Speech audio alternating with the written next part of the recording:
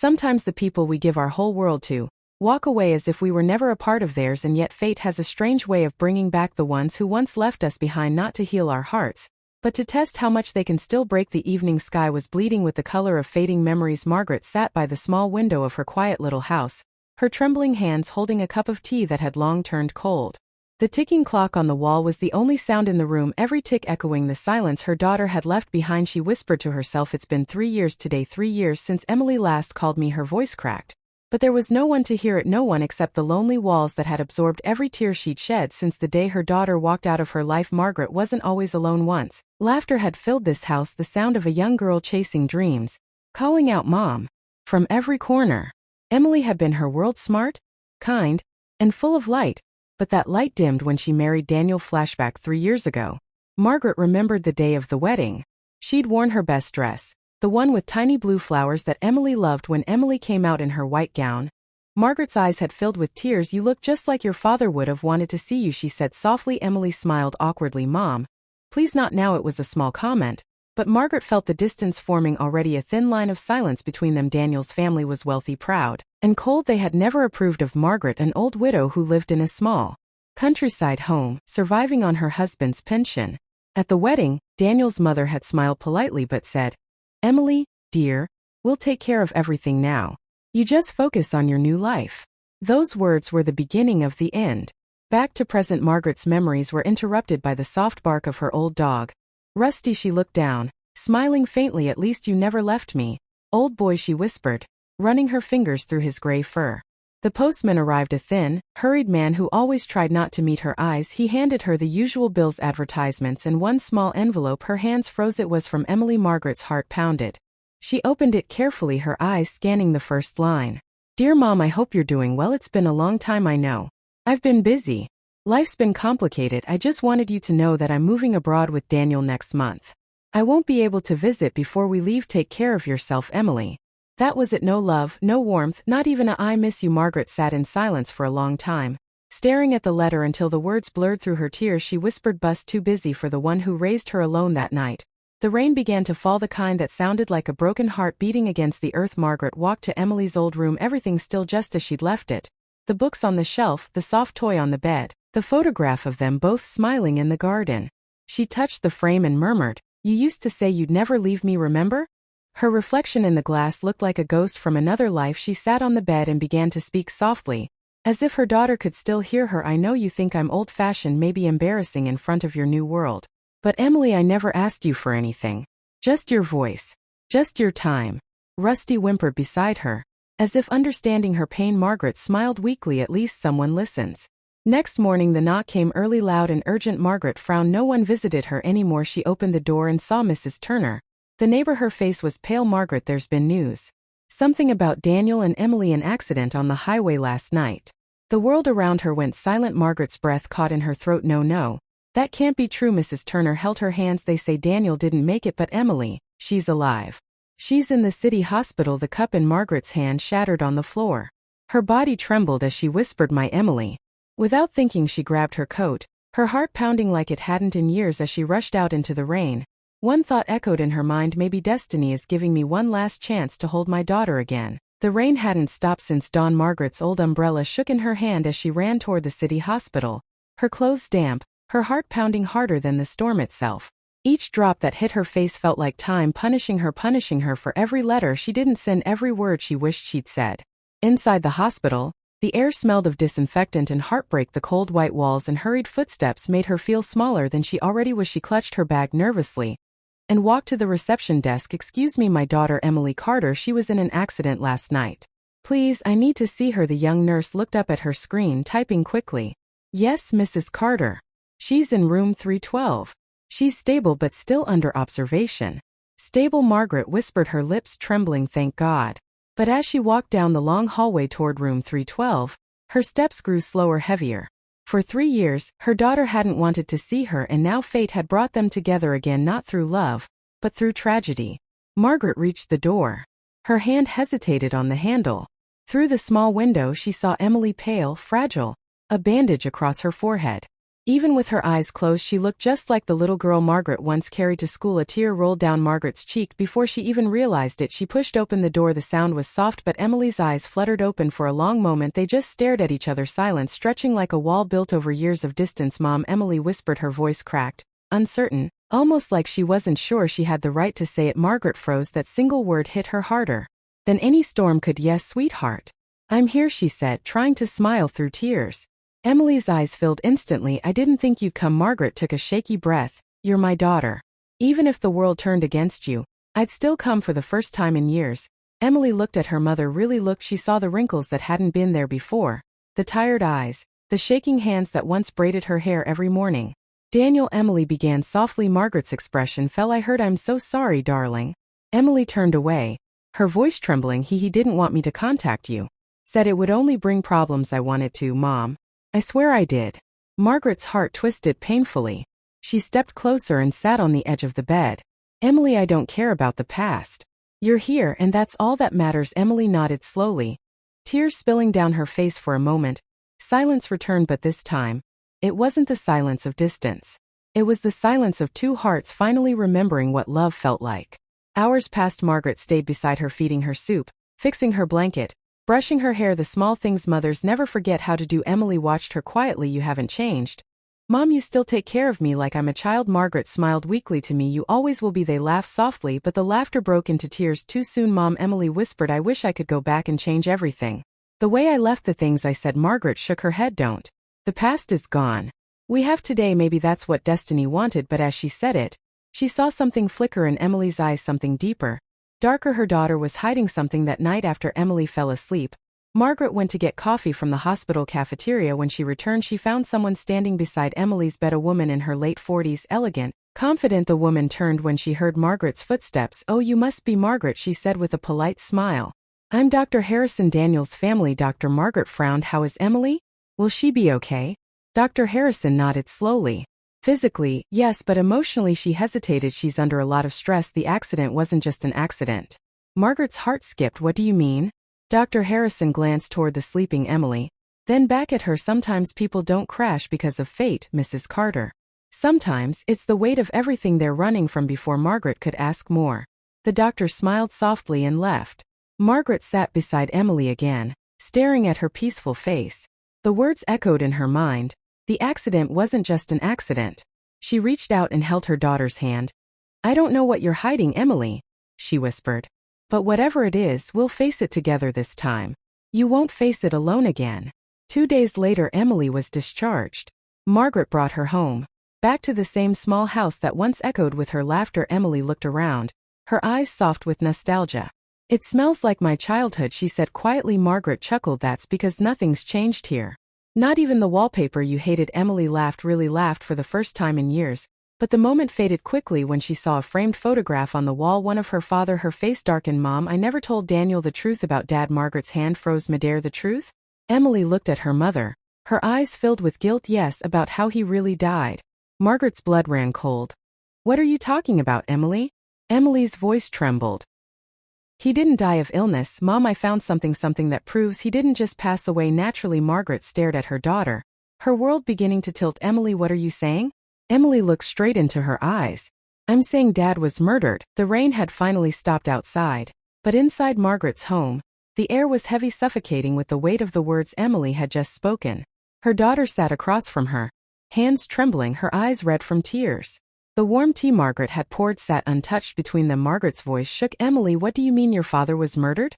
That's impossible. He died in his sleep. The doctors said it was a heart attack." Emily shook her head, tears spilling. "That's what I thought too. But, Mom, it wasn't natural. I found a report, hidden in Dad's old files, the toxicology results. He had traces of a chemical in his blood. A poison." Margaret's heart stopped for a second. "No, that can't be. Why would anyone want to hurt your father?" Emily looked down, her fingers clutching the cup as if to steady herself. "Because of the project he was working on before he died, the construction land deals. He discovered something illegal, and someone wanted him quiet." Margaret's mind spun. "But that was years ago. What does this have to do with you or Daniel?" Emily hesitated. The silence that followed was enough to make Margaret's chest tighten. "Because, Mom," she whispered, "Daniel's company was involved in those same deals. The words hit Margaret like thunder. She stood up slowly, her breath uneven. Daniel? Are you saying your husband was connected to your father's death? Emily covered her face, sobbing. I didn't know when I married him. I swear I didn't know. He was charming, kind, or at least I thought he was. But after the wedding, things changed. Margaret's eyes darkened, changed how Emily took a deep breath. Her voice trembling as she continued. He started becoming controlling, distant. He wanted access to Dad's old files. Said he needed them for business references. I didn't think much of it until one night I overheard him on a call. He said the old man's documents could still ruin everything if they resurfaced. Margaret's blood turned cold. Emily, did you confront him? I tried, Emily whispered. But he denied everything. He told me I was paranoid, that I was still living in my father's shadow. I wanted to believe him, Mom. I wanted my marriage to work. Margaret reached across the table, gripping her daughter's hand tightly. You were scared. You did what any woman would do. You tried to protect what you thought was love. Emily nodded, sobbing quietly. But then I found something else. A folder in Daniel's office with my father's signature on a contract he never signed. And a name I didn't expect. Margaret's throat tightened. Whose name? Emily's eyes lifted. Glassy with tears. Dr. Harrison. Margaret froze. The doctor from the hospital? Emily nodded. She wasn't just Daniel's family doctor. She was one of his business partners years ago, before I even met him. Margaret tried to process it all, her thoughts tangled, racing between shock and disbelief. The doctor who had stood beside Emily's hospital bed, speaking about emotional trauma, was somehow tied to the death of the man Margaret had loved all her life. Emil, she whispered, this is dangerous. You need to go to the police. I can't, Emily said quickly, her voice almost breaking. Mom, that accident, it wasn't an accident. I think someone tried to kill me. The room went silent, so silent that the ticking clock suddenly sounded like thunder. Margaret's eyes widened. What? Emily looked terrified now, her voice trembling. The night of the crash, I wasn't supposed to be on that road.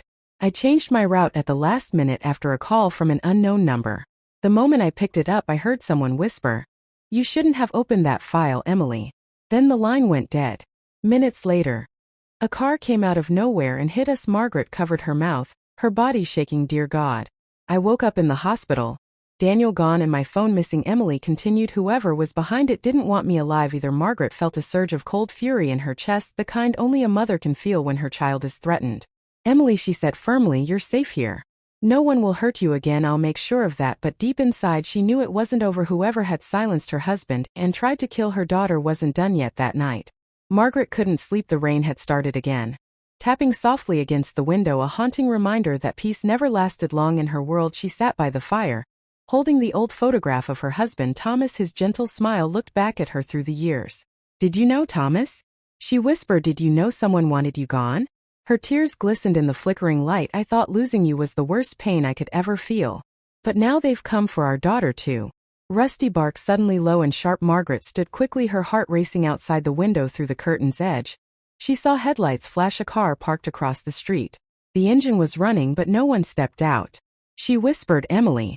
Her daughter appeared at the top of the stairs, rubbing her eyes. Mom? What's wrong? Margaret motioned for her to stay quiet. Someone's outside. They stood together in the dark, watching as the car engine finally turned off, and then a faint knock echoed at the door. Both women froze. The knock came again, slower this time. Margaret whispered, don't move. She picked up the old metal rod from beside the fireplace and slowly approached the door. Her hand hovered over the handle, her breath shallow. Then a voice came from outside, a woman's voice, calm, almost too calm. Mrs. Carter, it's Dr. Harrison, we need to talk. The sound of rain mixed with the steady thump of Margaret's heart. Outside, the porch light flickered weakly, casting Dr. Harrison's silhouette against the mist. Margaret didn't open the door right away. She turned to Emily, who stood frozen halfway down the stairs. It's her, Emily whispered. Mom, please don't trust her. Margaret nodded slightly, gripping the metal rod tighter. Stay here, she whispered, and slowly unlatched the door. The door creaked open, the sound slicing through the silence. Dr. Harrison stood there, her face pale but calm. Her dark trench coat glistened with rain, and in her hand was a brown envelope, slightly damp. Mrs. Carter, she said softly, I know this isn't a good time, but I need to talk to you. And Emily, Margaret's voice was low and guarded. It's late. You shouldn't be here. Dr. Harrison looked past her shoulder, catching sight of Emily on the staircase. Please, she said, if you want to stay alive, you'll listen to what I have to say. The words froze the air. Margaret hesitated only a second before stepping aside. Come in. Inside the living room, the fire flickered between them, its orange glow stretching shadows across the room. Dr. Harrison sat down slowly, setting the envelope on the table. Her eyes looked tired, older than they had at the hospital. Emily stayed near the stairs, Her arms crossed protectively. You said Daniel's company was clean. You lied to me, Dr. Harrison sighed. I didn't lie, Emily. I just didn't tell you everything. Margaret stepped closer. Then start now. What do you know about my husband's death? The doctor took a deep breath. Thomas Carter was investigating something, a series of illegal land acquisitions by a corporation called Grayfield Holdings. On paper, the company was run by Daniel's father. But the real operations, they were handled by Daniel himself. Emily's eyes widened. Daniel? But he told me his father handled everything. Dr. Harrison nodded. That's what everyone believed. But I worked as their consultant back then until I found out that Thomas had discovered the fraud. He planned to expose them, Margaret whispered, and that's why he was killed. Dr. Harrison's gaze softened. Yes, Thomas was poisoned the night before he was supposed to meet a journalist. It was staged as a heart attack. I was there, Margaret. I signed his death certificate. Margaret's knees almost gave out. You? Tears filled the doctor's eyes. I didn't know then.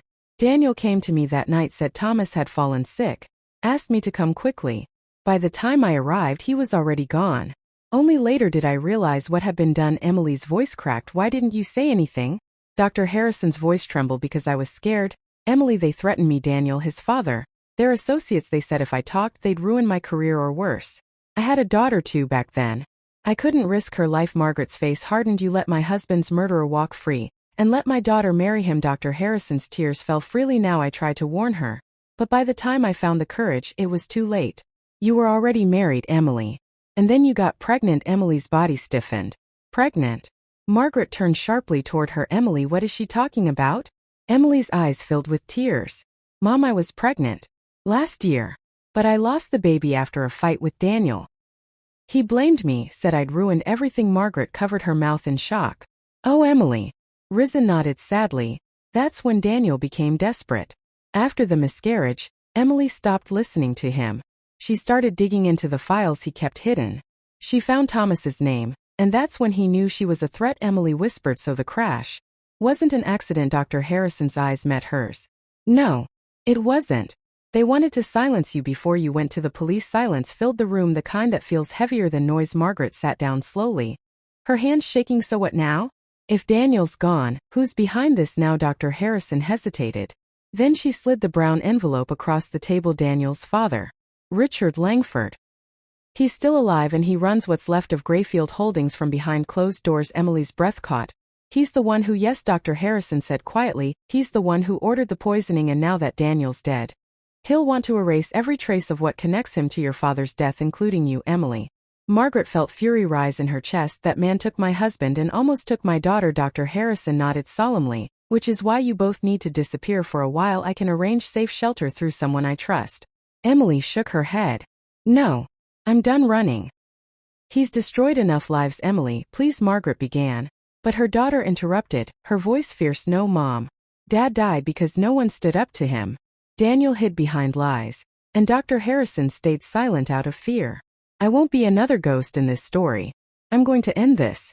Dr. Harrison stared at her. Then you'll need proof. Everything in that envelope is what I've gathered: contracts, letters, even the lab report from your father's death.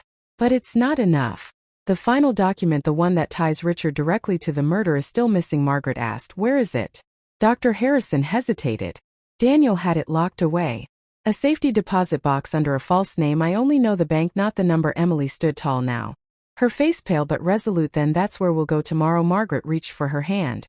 Emily, please, this is dangerous. Emily turned to her mother, her eyes steady.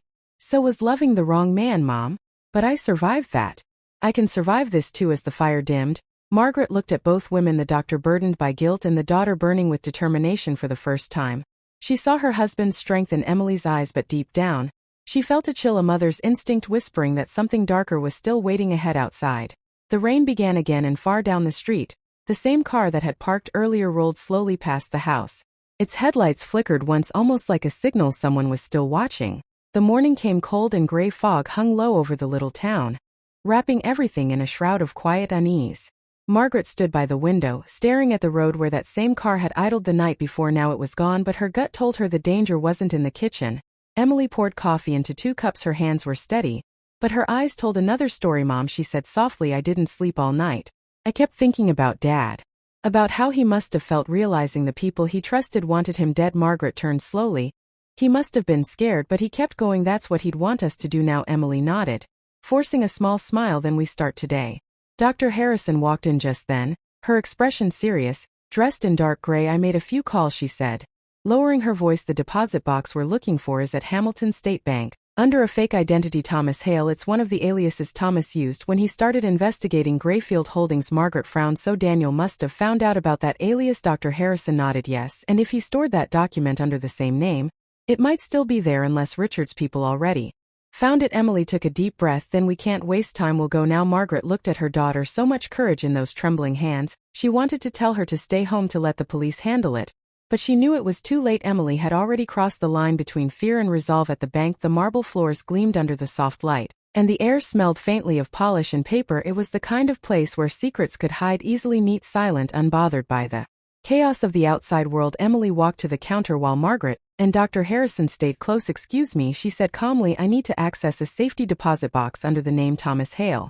The young banker tapped on her keyboard, squinting at the screen. Yes, ma'am. May I see identification? Emily hesitated. She hadn't thought of that before she could answer. Dr. Harrison smoothly stepped forward. I'm Dr. Patricia Harrison. I'm the executor of Thomas Hale's remaining medical estate. Here's my card. The banker glanced at the ID, then nodded. Of course, Dr. Harrison. One moment, please. They followed him to the back corridor lined with security doors. The guard used a key and a fingerprint scanner to open the heavy metal vault.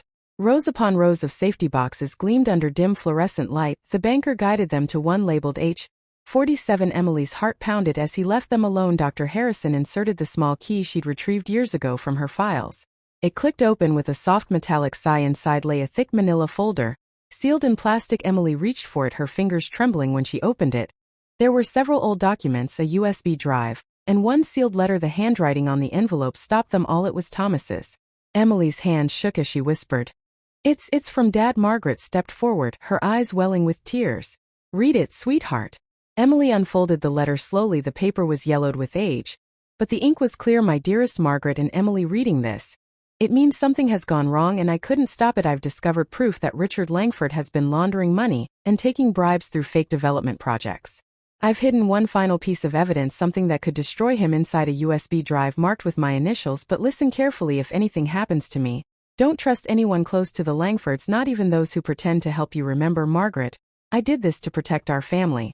And Emily, never let fear silence you. Love always, Thomas." Emily's lips trembled. He knew they'd come for him. Margaret pressed the letter to her chest, tears falling silently, and he still chose to fight them. Dr. Harrison picked up the USB. "This could be the proof we need, but we should look at it somewhere safe." "Not here," Emily nodded, tucking the USB into her coat pocket. "Let's go before anyone realizes we were here." As they stepped outside, a chill ran down Margaret's spine. Across the street, parked near the curb, was a black sedan, same one from last night. A man sat inside, sunglasses on despite the overcast sky. He was pretending to read a newspaper, but his eyes were fixed on them. "Mom," Emily whispered, noticing him too. Dr. Harrison's tone sharpened. "Get in the car now." They hurried across the parking lot. The sedan started its engine at the same time as Margaret started driving. She glanced at the rearview mirror. The sedan was following, keeping a careful distance. Dr. Harrison spoke fast. "Don't go home. Take the long road toward Ridgewood. I know a safe place." Emily turned in her seat, her pulse racing. "Who is that?" Dr. Harrison's voice dropped. "Richard Langford's men. They must have been watching the bank. He probably suspected we'd look there." The road out of town twisted through old pine forests, mist curling through the trees like breath. Margaret's knuckles were white on the steering wheel. The black sedan stayed a few cars behind, never too close, never too far.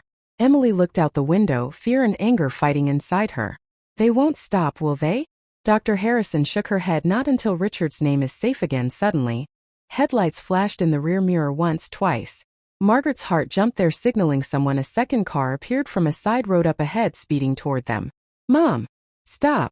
Emily screamed. Margaret slammed the brakes, tires screeching. Just as the second car skidded across the road, blocking their path, the first sedan stopped behind them, trapping them in.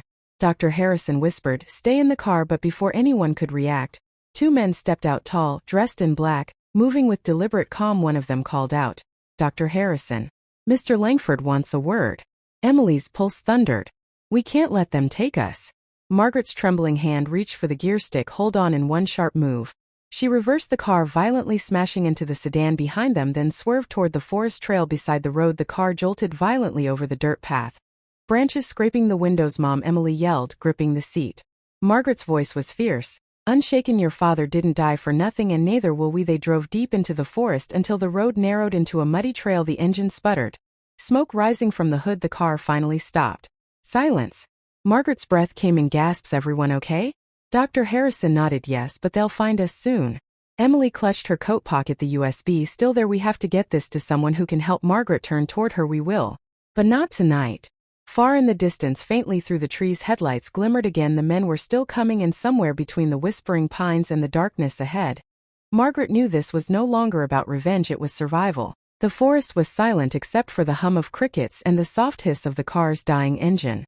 The night was deep, heavy, the kind of dark that swallowed light whole. Margaret, Emily and Dr. Harrison sat in the motionless car, their faces lit only by the dim glow of the dashboard. Smoke still curled from under the hood. Emily gripped the USB tightly in her hand. We can't stay here, she whispered. They'll find us. Dr. Harrison nodded. There's an old ranger cabin about 2 miles ahead. If we move quietly we can get there before they track the car. Margaret looked at her daughter, pale, trembling, but fierce. She nodded. Let's go. Stay close. They moved through the forest, branches snapping underfoot, breath visible in the cold air. The moonlight flickered through the trees just enough to guide them. After 20 tense minutes they reached the cabin, small, wooden, abandoned looking, but still standing strong. Margaret pushed the door open, the hinges groaning in protest. Dust floated in the moonlight. Inside there was only an old table, a fireplace, and the faint smell of damp wood. Dr. Harrison lit a candle from her bag. This should do for now. Emily sank into the corner of the room, exhaustion washing over her. She looked at her mother and whispered, "Do you think Dad ever felt like this? Hunted?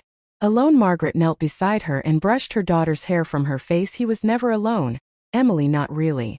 He had us even if he couldn't see us." Again for a moment, silence softened the space between them, a fragile peace. Then Emily reached into her pocket and pulled out the USB. "We need to know what's inside." Dr. Harrison took her laptop out of her bag, the same one she carried everywhere. "Let's find out." She connected the USB. The laptop chimed softly, and a single folder appeared. Evidence, final proof. Inside were several audio recordings, PDFs, and a video file labeled confidential. R. Langford/T. Carter/investor call. Dr. Harrison opened the video. The screen showed a dimly lit office recorded from a hidden camera. 3 men sat around a table. One of them was unmistakably Thomas Carter. His voice was calm, but his eyes were sharp. "Richard, these numbers don't match. You're moving money through shell accounts disguised as urban development funds. This isn't legal." A deep voice, Richard Langford's, replied coldly, "You don't need to understand everything, Thomas. Just sign the papers, take your share, and keep quiet." Thomas shook his head. "You're laundering money, Richard. And I won't be part of it." The camera shook slightly. Someone had shifted position. Then a third man's voice entered, younger, smoother, colder. Margaret froze. She knew that voice. "He's not going to sign, Father. I told you he's stubborn." "I'll handle it." Emily's eyes widened. "That's Daniel." Margaret felt her stomach drop. Her daughter's husband, the man she'd once welcomed into her family, stood behind Thomas in the video, expressionless. "Don't hurt him," Richard said, standing up. "We can't have blood on our hands." Daniel's smile was faint, cruel. "Then let me handle it quietly." The video ended abruptly. There just static and silence. Emily's face was pale as paper. He killed Dad." Margaret whispered no, but the truth was undeniable. Dr. Harrison's voice trembled. "That recording alone is enough to expose the Langfords. If we get this to the authorities, they'll both be finished." Emily's tears fell silently. "And Daniel's gone now. He escaped justice." Margaret reached out and took her hand. "No, Emily. Justice doesn't die with people. It lives in what they leave behind, and we'll make sure your father's name is cleared." Hours later, after they'd copied the files, they sat quietly by the dying fire. Dr. Harrison finally broke the silence. "There's something else I didn't tell you about Thomas." Margaret turned wary. "What do you mean?" The doctor hesitated, her eyes glimmering in the firelight. "Before he died, Thomas came to see me not as a patient but as a friend. He told me there was something he hadn't told you." "Margaret, something about your late husband's past." Margaret frowned. "His past?" Dr. Harrison nodded slowly. "He used to work for Richard Langford years before the corruption started. Thomas helped him build Greyfield Holdings in its early days." Emily's mouth fell open. "What?" Dr. Harrison continued softly. "He was one of the founders before he realized what Richard was doing. When he tried to expose it, Richard turned on him. He wasn't just a victim, Margaret. He was part of it." Once Margaret's world tilted. "And oh, Thomas would never." Dr. Harrison raised a hand gently. "He didn't profit from it. He left when he saw the lies, but that's why Richard couldn't let him live." Thomas knew too much. Emily whispered. "So Dad's seeker was that he helped create the very monster that destroyed him." Margaret sat back, tears streaming down her face. "He thought he could fix it. That's why he stayed quiet so long." Dr. Harrison looked down. "He told me he was scared to tell you." Margaret, He didn't want you to see him differently, that's why he started recording Richard secretly to make it right before you found out." Margaret closed her eyes. "He was trying to protect us even from his own mistakes." Emily took her mother's hand. "And now we'll finish what he started." Suddenly a sound outside, a faint snap of a twig, then another. The three women froze. Dr. Harrison killed the candlelight instantly. "Someone's here," she whispered. Emily clutched the USB, slipping it into her jacket. A beam of light moved outside the window, a flashlight sweeping across the trees. Margaret's heart pounded so loudly she thought they'd hear it. Then a low voice outside. "Search the area." They couldn't have gone far. Emily whispered, trembling. "Mom, what do we do?" Margaret's eyes hardened, the fear replaced by something fierce and protective. "They took your father from us. They won't take you too." She motioned toward a small trapdoor in the corner, half hidden under old boards. "Go. Both of you, there's a cellar below. I'll handle them." Emily's eyes widened. "No. I'm not leaving you." Margaret cupped her face, tears glistening. "You're my reason to live, Emily. Let me do this for you." Dr. Harrison gently pulled Emily toward the trapdoor. "Come on." Emily clung to her mother's hand. "Please come with us, Mom." Margaret smiled faintly through her tears. "I will, just after I make sure they stop knocking." As the door creaked open and heavy boots stepped onto the cabin floor, Margaret stood tall in the dark, the fire's embers faintly glowing behind her. A flashlight beam cut across the room, stopping on her face. A man's voice said coldly, "Mrs. Carter. Mr. Langford sends his regards." Margaret's hand tightened around the fireplace poker. "And I send mine back." The cabin door creaked open, letting in a sharp gust of cold air. Two men stepped inside, shadows in black coats, their boots heavy against the wooden floor. Their flashlights sliced through the darkness, landing squarely on Margaret. She stood perfectly still, calm, composed, her fingers wrapped around the iron poker beside the fireplace. The faint orange glow of dying embers painted her face in flickering light. "Mrs. Carter," one of them said, lowering his weapon slightly, "Mr. Langford doesn't want to hurt you. He just wants what belongs to him." Margaret's voice was steady, almost eerily quiet. "What belongs to him? You mean my husband's life? My daughter's peace? Or the truth he buried?" The man's jaw tightened. "The USB drive. Hand it over and no one gets hurt." Margaret tilted her head slightly, her expression unreadable. "You think I'd keep something that dangerous on me?" The second man stepped closer, scanning the room with his flashlight. "Then where is it?" Margaret took a slow breath, her mind racing. She could hear faint movements under the floorboards. Emily and Dr. Harrison in the cellar, holding their breath. She needed to buy time. "Tell Richard," she said quietly, "that he can have what's left of his empire. But the lie's in tonight." The first man sighed impatiently. "Ma'am, don't make this harder than it has to be." She smiled faintly. "Oh, trust me, it's about to get much harder." Then, before either man could react, she swung the poker with fierce precision, striking the flashlight out of his hand. The room plunged into darkness. Gunfire erupted, with splintered glass shattered, and the cabin filled with chaos. Margaret dropped low, crawling behind the table as bullets tore through the air. The smell of gunpowder filled the room. She could hear one man yelling, "She's by the wall." Margaret reached for the fallen flashlight and flicked it toward the window, making it clatter loudly. The men fired at the sound. Then, with quiet determination, she grabbed one of the broken glass shards near her feet and hurled it at the lantern near the doorway. Flames erupted, bright and sudden, licking the wooden beams. Smoke began to rise. "Damn it. The place is catching fire," one man shouted. Margaret crawled toward the back wall, where she knew the trapdoor was hidden. She pulled it open and whispered, "Now." Emily and Dr. Harrison climbed out, eyes wide, coughing from the smoke. Dr. Harrison gasped, "Margaret, we have to go." But Margaret looked toward the door, the men still struggling with the spreading fire. "No," she said firmly, "they need to stay busy." She grabbed a burning piece of cloth from the fireplace and threw it toward the curtain. Flames climbed higher. "Mom!" Emily cried, grabbing her arm, "we can't leave you here." Margaret looked at her daughter, tears glistening through the smoke. "You're not leaving me." "We're leaving together." Dr. Harrison grabbed the back door handle, but it wouldn't budge. It stuck. Margaret smashed a chair through the window. "Go." They climbed out one by one into the freezing night. Behind them, the cabin was a roaring inferno. In the forest clearing, they stumbled through the trees, coughing, shaking. Emily clutched the USB tight against her chest. "We need to get this somewhere safe, somewhere. They can't reach us." Dr. Harrison nodded, breathless. "I know a contact in the city, a journalist Thomas trusted before he died. She'll help us. Her name's Lena Brooks. If we can get to her, she'll make sure this evidence goes public." Margaret looked over her shoulder, faint orange light flickering through the trees from the burning cabin. "Let's move." Before they regrouped, they walked in silence for a while, the crunch of leaves beneath their feet the only sound. But then Emily slowed down, her brow furrowing. "Mom," she whispered, "what if Dad didn't just record Richard and Daniel for revenge? What if there's more on this drive?" Margaret frowned. "What do you mean?" Emily bit her lip before the video ended. "There was a timestamp, 2 days before he disappeared. But the night he died, you said he left home for a meeting. What if that wasn't the same night? Dr. Harrison glanced at her. Are you saying Thomas might have survived longer than we thought? Emily nodded. Maybe. Maybe someone else helped finish what he started. Margaret's eyes softened. You think your father had an ally? Emily whispered, or someone he didn't want us to know about. Hours later, as dawn began to break, they reached an old gas station by the highway. The neon sign flickered weakly in the early light. They approached the payphone. Inside, Margaret checking the windows nervously. Dr. Harrison pulled out a small notepad from her coat and dialed a number. Lena? It's Patricia. I have something you need to see. Something about Grayfield Holdings. We're in danger. Can you meet us? The voice on the other end was calm but urgent. Where are you? Dr. Harrison gave her their location. Stay there. Lena sighed. I'll send someone to pick you up. Don't move. She hung up and turned to the others. Help is coming.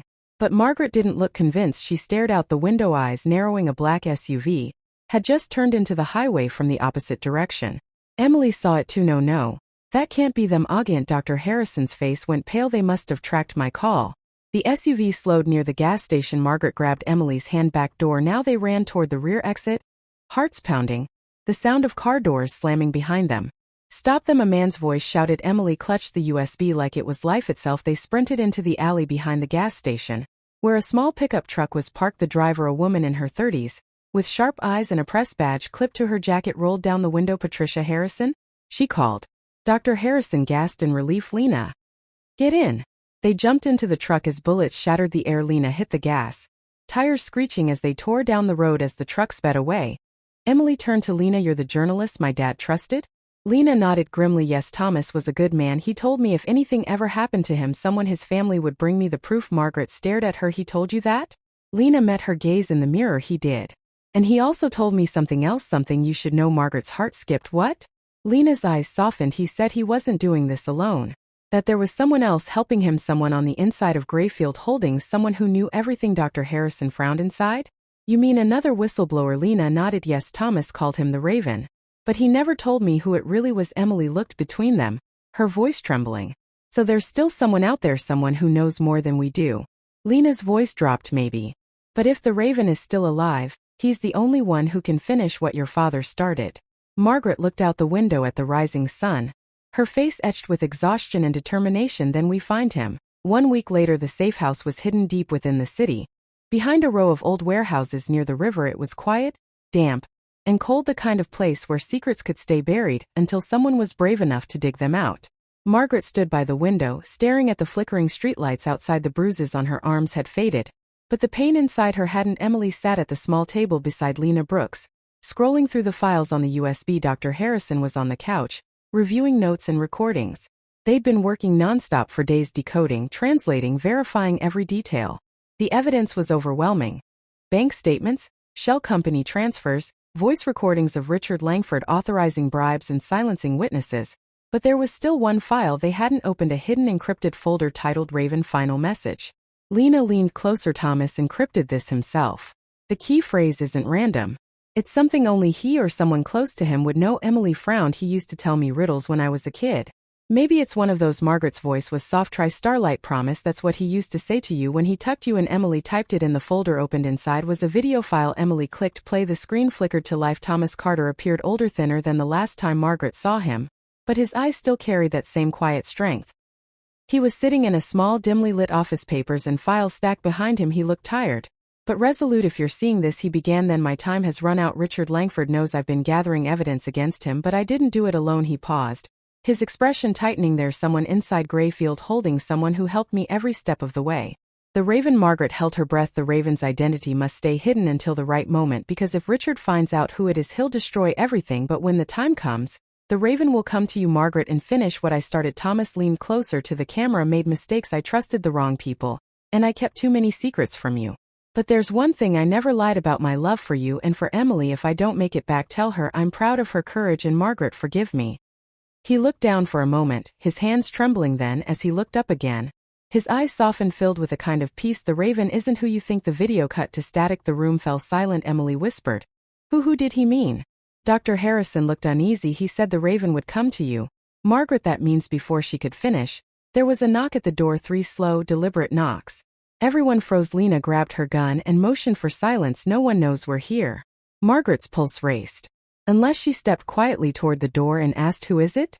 A calm, familiar voice answered, It's time, Margaret. Thomas sent me. Margaret's blood ran cold. She knew that voice. She slowly opened the door and there he was. Richard Langford, older, gaunt, with streaks of gray in his hair, but his presence still filled the doorway like a storm. Emily gasped.